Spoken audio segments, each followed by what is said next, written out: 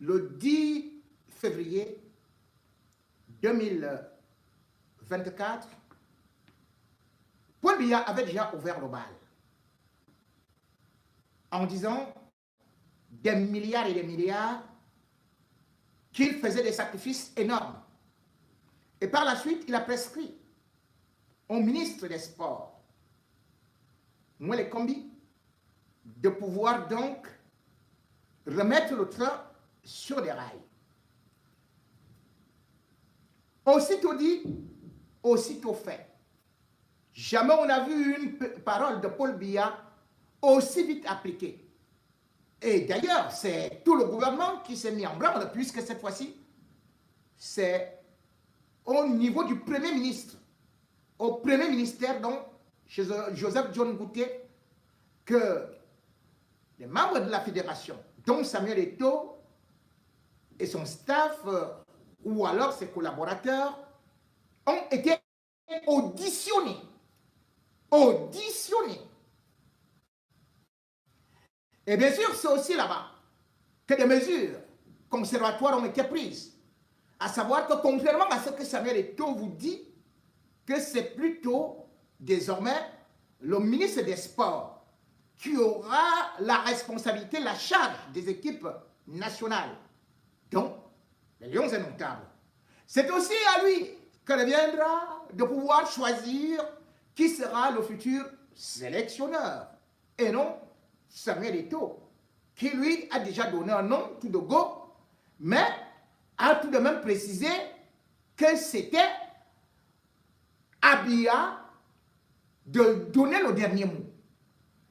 Biya va-t-il donc désigner son ministre après avoir fait que la première fois, comme c'est ça qui était soutenu par le ministre, soit jeté en brousse? Non. Biya, cette fois-ci, ne pourra pas le faire. Puisque Mwele Kombi, sûr de lui, et surtout quelque chose qui se joue au Premier ministère, où Samuel Eto'o n'est pas aussi aimé que ça. D'ailleurs, lui-même le précise, que dans le gouvernement, il s'entend mieux avec le secrétaire général à la présidence de la République. Paul Biya, généralement, prescrit tout au secrétaire général de la présidence de la République. Mais sachant qu'il est donc l'ami de Samuel Eto'o, il a envoyé Samuel Eto'o chez l'ennemi de Samuel Eto'o, le Premier ministre, puisque d'ailleurs, N'Djamena, faut-il le dire, était soutenu par le Premier ministre. Et on sait très bien que le Premier ministre, Joseph John Goutier, n'a jamais accepté cette façon que Samuel Eto'o, qui était aussi anglophone, était un grand brontosaure du RDPC. Ça a donc commencé avec, bien sûr, un autre ennemi qui malheureusement, pour Samuel Eto'o, est assez costaud. Maintenant, il faut savoir que ce n'est pas le seul ennemi de Samuel Eto'o.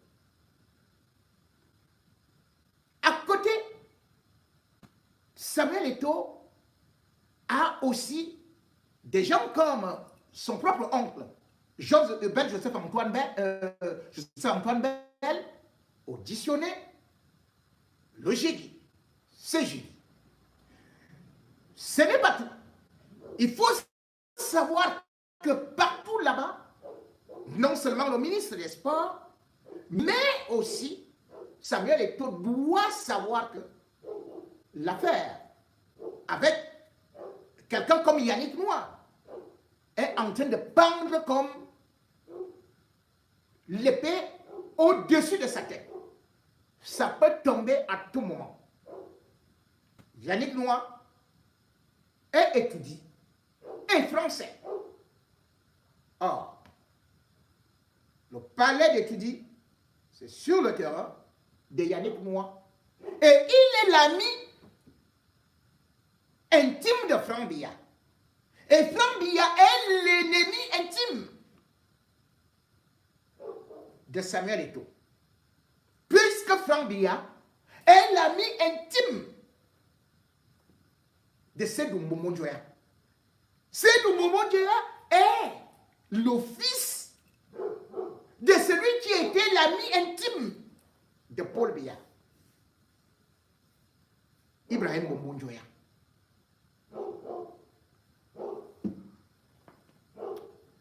Nous avons donc devant Eto'o des gens qui sont prêts à lui faire la peau.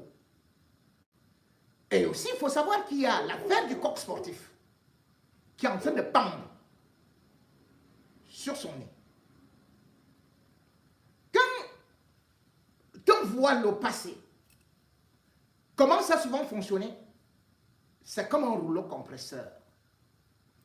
J'avais déjà annoncé cela.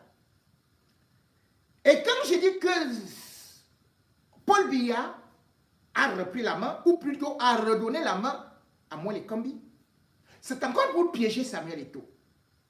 Lui, il s'est précipité à aller dans un média international. Il s'est précipité à aller dire que c'est lui qui a toujours la main. Oui, selon les textes. Mais Paul Biya s'en fout éperdument des textes.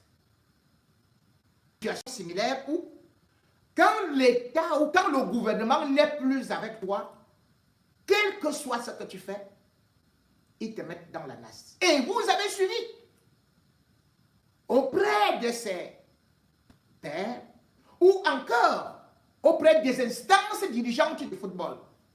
Samuel Eto'o a aussi là-bas des ennemis. Vous-même, vous avez suivi comment est-ce qu'il dit lors de l'interview qui va porter plainte. Contre qui? Contre la CAF. De qui? De Motsepe, le milliardaire. Qui est l'ami intime de qui? De Gianni Infantino. Gianni Infantino, c'est qui? C'est le monsieur qui dirige la FIFA. Et qu'est-ce que peut faire la FIFA? La FIFA peut rapidement décider de nommer un comité de normalisation. Avant d'y arriver, il faut savoir que Moelle Kambi, sur certaines choses que Samuel Eto'o n'a pas maîtrisées, est lié à Paul Biya.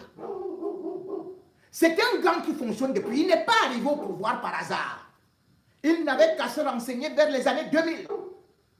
Parce qu'ils font partie des mêmes obédiences religieuses. Les mêmes loges, les mêmes sectes et tout. Rappelez-vous, Monsieur Samuel Eto'o, si vous pouvez aller reprendre les coupures de journaux, qui avait une affaire Raymond Bernard en France. Raymond Bernard était cité dans l'affaire du Circès. Le Circès, c'est une branche de la Rose-Croix. Et il est parti créer une autre loge, où il était avec les Paul Biya, et les Moelle Kambi sont venus y entrer.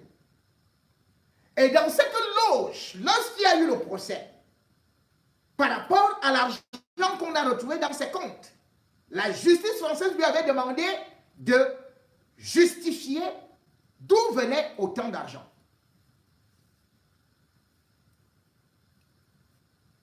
Raymond Bernard, qui d'ailleurs plusieurs fois a été reçu au Cameroun, et qui mettait son nom partout, et qui avait une relation intense avec le coq sportif, avait donc déclaré qu'il a reçu ces dons de l'État du Cameroun.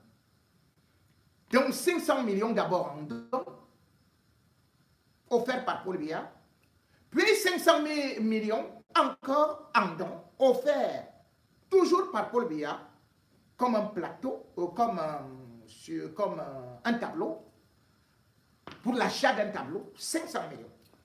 Puis 200 millions débloqués par la SNH, vous connaissez donc maintenant là on va l'argent de notre pétrole, et puis 4 milliards débloqués par le même Paul Biya pour financer leur secte.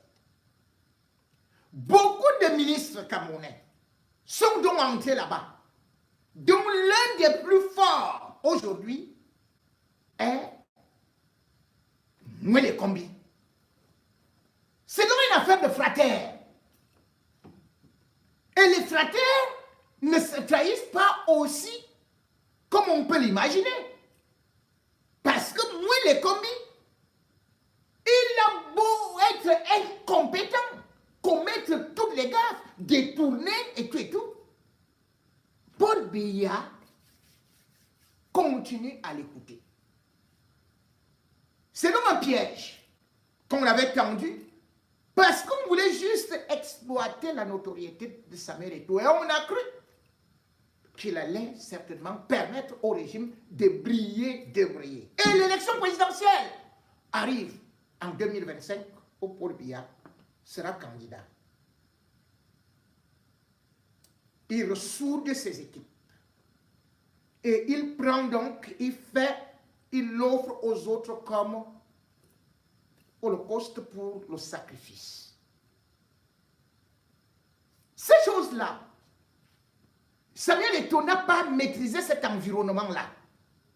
Samuel Eto'o n'a pas regardé les liens en se contentant d'imaginer que Eyang Gongo ou Chantal Biya, ou bien parce que le fils de Chantal Biya va souvent passer des vacances chez lui à Milan, que c'est une sécurité. Non. Les enfants de Marafa allaient passer des vacances chez Paul Biya, mais Marafa est en prison. Et Paul Biya n'aime pas le défi. Paul Biya a demandé au gouvernement de reprendre la main. Mais Samuel Eto'o, lui, il a déclaré que c'est lui qui va faire les propositions au chef de l'État. Or, ce qu'il ne sait pas, c'est que en faisant ces propositions, s'il n'y a pas l'onction de Mwele Kombi, il n'y a rien. L'État du Cameroun ne respecte pas les lois du football. Bien sûr que Samuel Eto'o peut être dans ses droits si on voit les règles de l'art. D'abord, les lois de la FIFA refusent, interdisent à toute association, c'est-à-dire que les articles 13 et 17 de la FIFA interdisent l'ingérence d'un tiers. Les fédérations doivent être indépendantes. Comment se peut-il qu'on aille donc créer au premier ministère, au vu et au su de tous, une commission pour choisir l'entraîneur, le sélectionneur, pour diriger maintenant la fédération? Cette erreur, ou plutôt cette approche, parce que ce n'était pas une erreur, Paul Biya le fait souvent quand il veut déjà se débarrasser de quelqu'un. En 2013, il était bien conscient de ça, qu'il ne fallait pas l'émission, qu'il ne fallait pas l'ingérence, l'immixtion du gouvernement dans les affaires de la Fédération camerounaise de football. Mais comment est-ce qu'il avait procédé? Pam! Il a déclenché l'enquête contre celui-là qui pourtant avait été élu, Eya Mohamed. Eya Mohamed, malgré qu'il soit d'ailleurs jeté en prison en juin 2013, alors qu'on lui disait que Paul Biya va te jeter en prison. Lui faisait le bras de fer contre le ministre en se disant qu'il avait de bonnes relations à la présidence de la République. Mais quand ça arrivait, on l'a jeté en prison en actionnant le TCS, le tribunal criminel spécial. Or, au moment où je vous parle, une enquête est déjà ouverte contre Samuel Eto'o. J'avais d'ailleurs annoncé que Samuel Eto'o faisait justement objet de ce qu'on peut appeler les services, la tension des services du contre-espionnage. Donc pratiquement la DGRE. Bien plus, quand on lui pose la question s'il n'a pas les ambitions d'aller à la présidence de la République, de briguer la candidature de la présidence de la République, il dévie en disant pas pour l'instant. Donc il confirme que demain ou après-demain, il peut avoir ses ambitions. Pour l'instant, il a beaucoup d'autres choses à faire. Alors, ceux qui le suivent ont ont déjà fait des rapports à Paul Biya. Quand il va avec le BIR, il devient célèbre là-bas. Et au-delà de ça, il parle comme un leader politique. J'aime beaucoup mon pays. Je peux donner ma tête pour mon pays. Je peux tout faire, tout pour mon pays. Après, il fait les bains de foule. Il va dans le village, la région de Paul Biya. Il fait les bains de foule. Les services de renseignement envoient et balancent à Paul Biya que voilà alors. Paul Biya n'aime pas que quelqu'un lève la tête. Paul Biya n'aime pas ça. Même son fils ne peut pas, ne doit pas lui faire ombrage. Et quand on revient donc sur l'affaire de Iya Mohamed, où j'étais, c'est que Iya Mohamed, lui aussi disait qu'il va finir son mandat et de toutes les façons, il avait même été réélu, étant à Konengi. Alors qu'on lui disait, il faut abandonner. Il faut abandonner l'affaire là. Il a dit, lui n'a rien fait. Mais aujourd'hui, on lui demande combien de milliards. Il a été condamné à combien d'années de prison. Il a déjà fait toutes sortes de recours. Rien. Et après, il y a Mohamed. Bien évidemment, il y a eu ce qu'on appelle un comité de normalisation. Le comité de normalisation, bien évidemment, avait été créé pour essayer parce que il faut savoir que la FIFA va suspendre le Cameroun pour ingérence. Parce que le Cameroun, le gouvernement avait voulu annuler l'élection de Iya Mohamed. Le gouvernement avait envoyé les policiers au niveau de la FECAFOOT que fermez tout.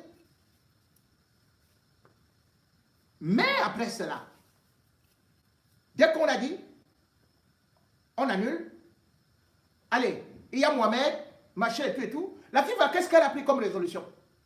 Comité de normalisation. Et c'est là où le gouvernement a placé qui il voulait. Le professeur Joseph Owona. Joseph Owona a conduit le comité de normalisation. Et tout un chacun peut aussi voir jusqu'où c'est arrivé, puisqu'il a organisé une élection. Et puis il y a eu Tombi Aroko qui a été élu en 2015. Tombi Aroko a été élu en 2015. Président de la FECAFOOT. Dites-moi le nombre d'années que Tombi Aroko a eu à faire. 2 ans. Ses adversaires sont partis, passés par le comité olympique, la chambre de conciliation du comité olympique et sportif camerounais. Qui a donné tort à Tombi Aroko, disant que, oh, tu as triché, l'élection n'a pas été bien organisée. C'est avec ces documents que la FIFA a encore décidé de mettre un autre nouveau comité de normalisation. Et c'est là où l'ami de Samuel Eto'o est arrivé, Dieudonné Api. Or, Samuel Eto'o, aujourd'hui, c'est la même chambre de conciliation, d'arbitrage du comité olympique sportif camerounais qui vient d'adresser un autre rapport que le Premier ministre John Gauthier transmet à Biya. Que voilà, alors il demande que Samuel Eto'o soit suspendu. C'est eux qui demandent ça. Biya a bondi sur l'occasion, non? Comment Samuel Eto'o, qui n'est pas chef d'État et qui connaît comment fonctionne le gouvernement camerounais, peut dire que lui, il va continuer et il va arriver jusqu'à la fin de son mandat. Tombi Aroko n'est pas arrivé à la fin de son mandat. Et Iya Mohamed n'a même pas démarré son mandat. Onana avait été jeté en prison. Ne veut même plus entendre parler du football. Tous étaient présidents de la Fédération camerounaise de football. Et c'est après cela donc que Api Dieudonné va organiser cette élection où Eto'o arrive. Le Cameroun, avec Paul Biya, c'est des résultats immédiats. Quand je vous dis aujourd'hui qu'on est en train de créer ceci et tout, où sont les résultats de tous les comités de normalisation qu'on a organisés? Rien. C'est que ça occupe l'actualité. Et vous croyez qu'il y aura des solutions? Il n'y aura aucune solution. Aucune solution. Paul Biya fait dans le bricolage. Il préfère vous jeter un os pour vous distraire avec ça. Parce que quand Paul Biya aujourd'hui dit que oui, il y a ceci, il a investi beaucoup d'argent, il a investi combien? On parle de 30 milliards auprès de la Fédération camerounaise de football. Et au-delà de ça, on parle de certains contrats. Paul Biya, justement, ce que Samuel Eto'o doit savoir, et qui sait d'ailleurs aujourd'hui, lors des auditions, on a commencé à lui demander comment il a utilisé ces fonds. Et quand il pourra donner certaines explications, boum, TCS. Autre chose, il y a par exemple le contrat One All Sport, où on n'a jamais su exactement ce qui se passait là-bas. Et d'ailleurs, chacun croyait qu'il maîtrisait ce contrat, mais on se retrouve quand même dans un imbroglio. One All Sport, selon les déclarations de Samuel Eto'o, devait donner le bus. Pour l'instant, on n'a pas vu de ces bus neufs climatisés offerts par One All Sport, devait verser 1 milliard par an. On ne sait pas où va cet argent, ainsi de suite, ainsi de suite, ainsi de suite. L'État du Cameroun piétine ses lois et utilise souvent des petits prétextes pour anéantir ses ennemis ou ceux qui deviennent encombrants.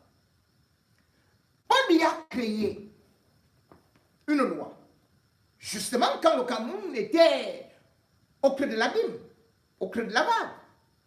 Eh bien, Paul Biya a créé la loi 2014, barre 384, du 26 septembre 2014, sur l'organisation, le fonctionnement des équipes nationales. Lorsque vous regardez le chapitre 3, et vous regardez ce qu'il est en train de créer là actuellement, cela veut dire que lui-même il est hors la loi. Il dit bien que la gestion des équipes nationales incombe à la fédération, la FECAFOOT. Maintenant, sans prendre un autre décret, il dit que wow, c'est maintenant une commission qui va gérer ça. Mais comment ça va se passer? Quand vous essayez de regarder Moué le Combi, eh bien, Moué le Combi, on vous dit que c'est lui qui doit choisir. C'est lui qui doit choisir le sélectionneur parce qu'il le paye. Mais vous allez voir que dans les lois camerounaises, bien évidemment, les primes doivent être payées par une subvention de l'État. Mais c'est en accord avec le président de la fédération. Et quand vous voyez Eto'o lui-même dire qu'il ne travaille pas avec le ministre des Sports, qu'est-ce que ça veut dire? Cela veut dire que on doit partir. Parce que pour que ça marche, vous allez voir, je vais vous lire les lois. Il faut absolument que les deux travaillent ensemble. Et non que décident. Sinon, Paul Biya ne respecte plus sa loi. Je vais donc vous reprendre quelques extraits de cette loi. Ce n'est pas moi qui ai signé. C'est la loi de Paul Biya. C'est le décret de Paul Biya. Signé par l'un, mais qui, finalement, quand on essaie de regarder, on se dit, mais jusqu'où est-ce que le Cameroun est en train d'aller comme ça? Moi, Je crois une chose. C'est que Samuel Eto'o a été trompé. Il croyait avoir une certaine sécurité. Et il se base sur les textes. On s'en fout des textes au Cameroun. Sur les textes, il a raison de dire que c'est lui qui choisit le sélectionneur. Sur les primes, c'est lui, parce qu'il y a aussi les primes de sponsoring. Maintenant donc, vous allez voir que même pour les primes, c'est le ministre qui signe. Comme moi, je ne donne plus l'argent, je ne paye plus tel, je ne peux plus passer tel. Pourtant, on dit article 14, alinéa 1. Le montant des primes de présence et des primes olympiques est arrêté par décision du président de la fédération avec concertation, après concertation avec le ministre en charge. On va par exemple vous dire que le paiement des primes aux joueurs et aux membres des structures d'encadrement est assuré par la FECAFOOT, selon des modalités arrêtées par un texte particulier. Mais le ministre des Sports, ça c'est le décret de Paul Biya. Je peux vous continuer à vous montrer. Le ministre des Sports dit, il prend une note. Il dit, je ne vous paye plus. Allez dire. Allez dire. Sur la convocation des joueurs, avant de revenir sur ces primes-là et sur les différents qu'il y a entre eux, vous allez voir que l'article 9 vous dit que c'est le sélectionneur qui convoque le joueur. Et l'article 10 dit que après avoir sélectionné le joueur, eh bien, il met les listes à la disposition du président de la Fédération camerounaise de football. C'est tout. Qui informe maintenant le ministre des Sports. Le ministre des Sports n'intervient pas. Mais vous avez pu constater dans l'affaire Onana, c'est le ministre des Sports qui prend son stylo. Il prend plutôt pour signer. Après que sa secrétaire ait écrit que oui, monsieur, vraiment, le président de Milan, nous venons calmement auprès de vous, supplier de nous donner tel ou tel jour. Ce n'est pas le rôle des ministres. Ce sont les textes de Paul Biya. Je vous dis bien, article 9, alinéa 1. La liste des joueurs sélectionnés, dûment signée par l'entraîneur sélectionneur, est adressée à la FECAFOOT 20 jours au plus tard avant la date prévue. Voilà. Article 10, alinéa 1.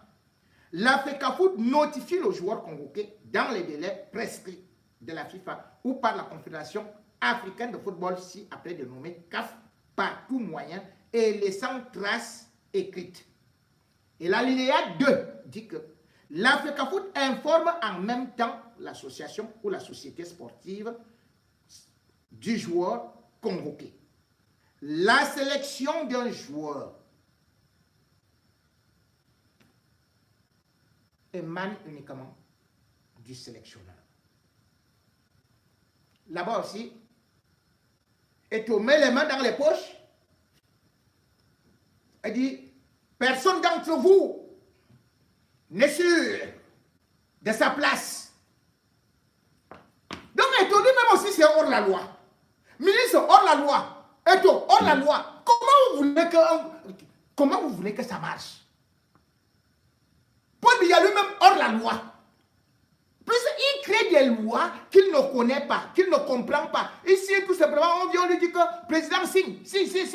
Ce que Paul Biya dit, le 10, c'était juste la mafia qui dirige le Cameroun, qui lui a dit, tu dis ça. Et il a dit.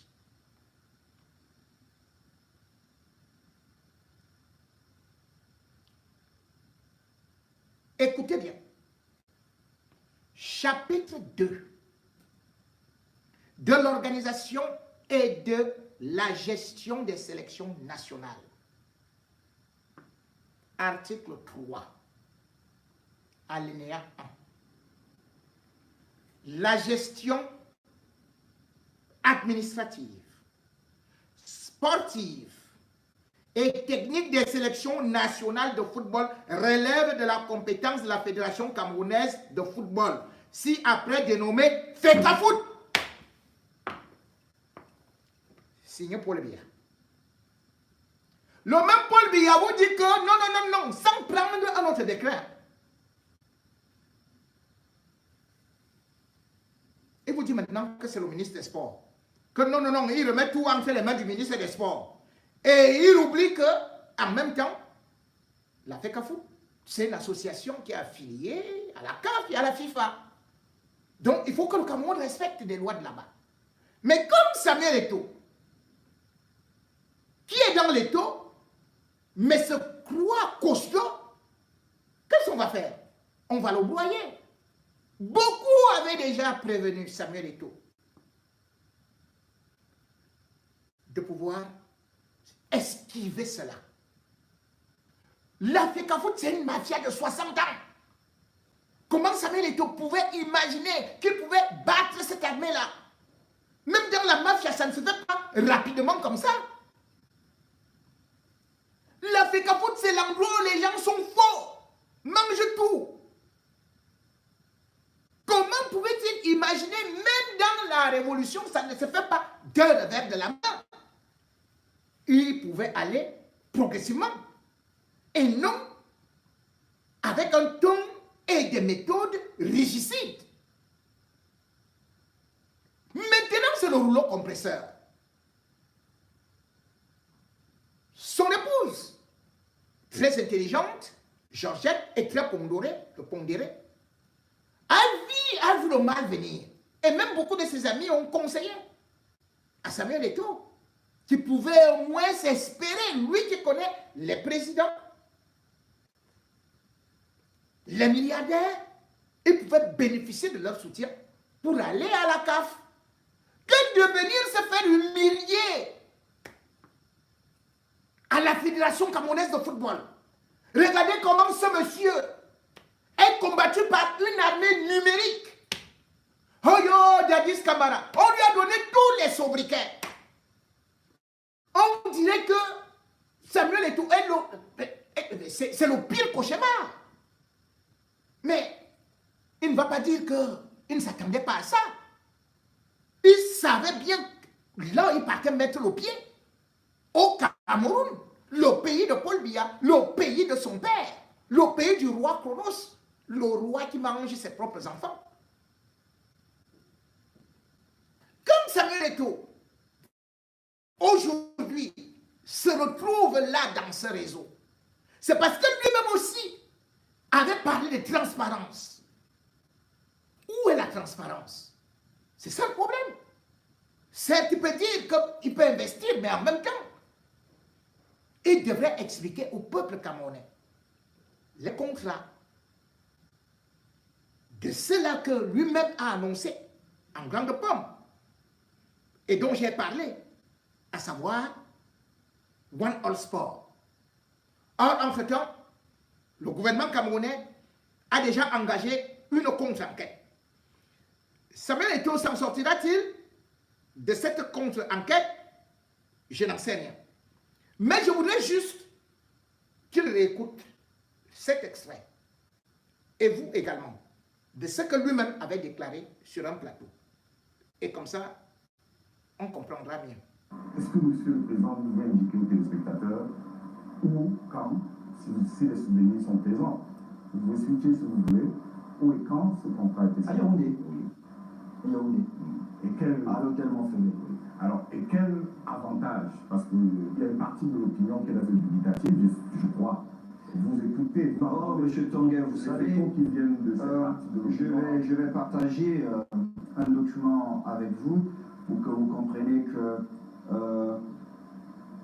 mon exécutif et moi-même, nous n'avons rien à cacher. Vous verrez le communiqué qui était prévu pour le 9 août. Je vous prie, vous pouvez le lire, il y a tous les chiffres dessus, il y a tout. Lisez pour les téléspectateurs. Après, je vous expliquerai pourquoi ce communiqué n'avait pas été lu.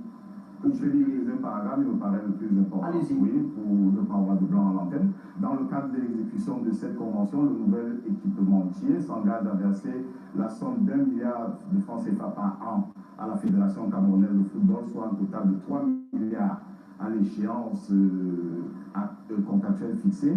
Le partenariat comporte également la fourniture en équipement d'une valeur d'1 million d'euros par an pour les sélections nationales et d'un bus de standing VIP pour les Lions indomptables du Cameroun.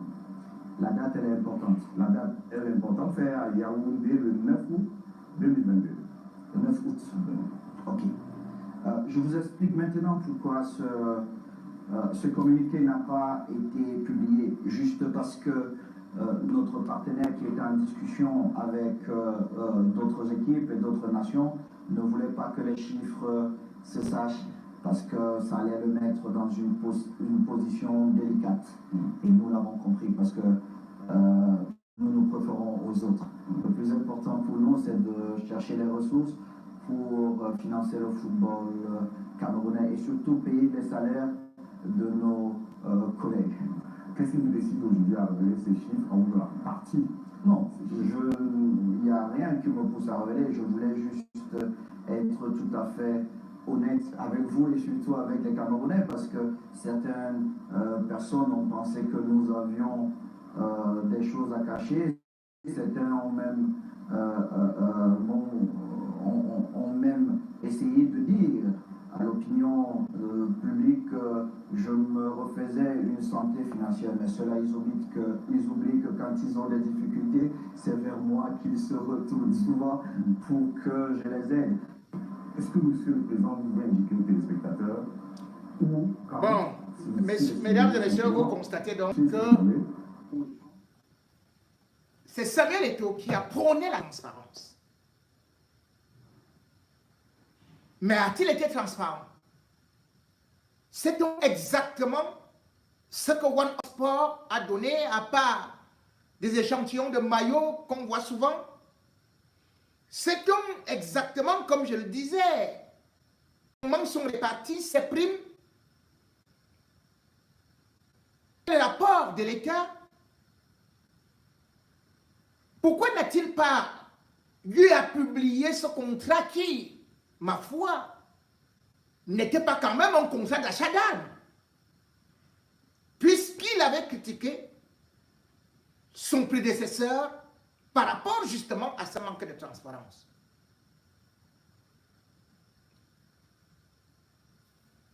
Paul Biya, pour tenir tout le monde, crée des lois.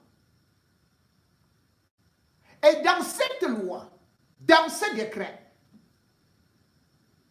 j'aimerais bien que Samuel Eto'o commence à lire à partir de l'article 14, 15, 16, 17, 18, 19 et puis il va arriver, il va tomber quand il va se rendre compte que les ressources attribuées à l'État pour le fonctionnement des Lions indomptables peuvent être contrôlées par un organisme de l'État dont il faudrait justifier jusqu'au centime près. Et là, pour l'instant, l'affaire est en train d'être cuisinée déjà au niveau du TCS, tribunal criminel spécial. Pour l'instant, ils sont déjà dans le laboratoire. Je vous avais dit qu'ils avaient commencé à préparer le comité de normalisation, c'est-à-dire pour balayer l'équipe dirigeante actuelle, c'est-à-dire Samuel Eto'o, pour installer le comité de normalisation. Maintenant, c'est sur des rails. Au moment où il est temps, et parce qu'il ne faut pas passer le temps à humilier ceux-là qui ont représenté notre pays, ceux-là qui ont porté haut le drapeau camerounais, et ceux-là qui ont eu l'amour de la patrie, qui auraient pu jouer pour d'autres pays.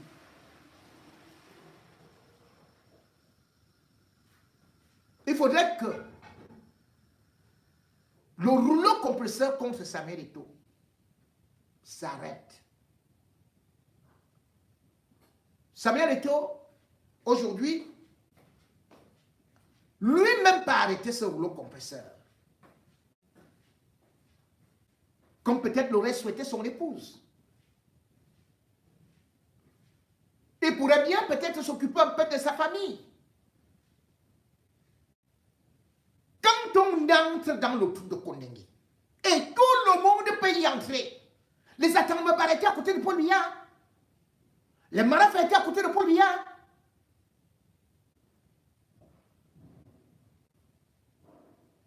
Dès qu'on y entre, les gens qui font les bains de foule là, personne ne sera là. Personne ne sera là. Ou plutôt, ils enverront le bir. Le même bir qui vous saluait, qui vous embrassait, c'est le même bir qui va tirer sur vos fans. Ou bien la même armée, la même gendarmerie, la même police que vous aduliez et qui vous adulait. Ils vont vous tourner le dos en disant qu'ils ne respectent que leurs consignes. Le football camerounais doit se refaire par la racine, c'est-à-dire la formation des jeunes.